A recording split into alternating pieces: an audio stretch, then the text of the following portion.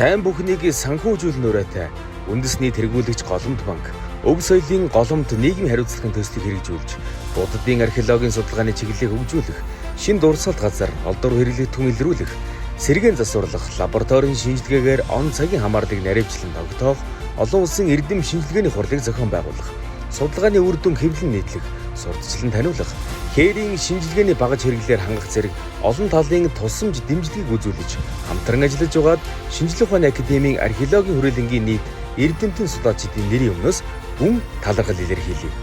Шинжлэх ухааны хөгжлийн замд гэрэл түгээж, Монгол үндэсний өв соёлын голомт дархлааг сэргээн бүтээлж байгаа. Голомт банкны хамт олонд түүхт 30 жилийн ан халуун баярыг хүргэж, ирээдүйн ажил үйлс нь амжилт бүтээлээр дүүрэн алсын хараа улам тод гэрэлтэж байхыг хүсэн ерөв. Монгол улсын Шинжлэх ухааны академи археологийн хүрээлэн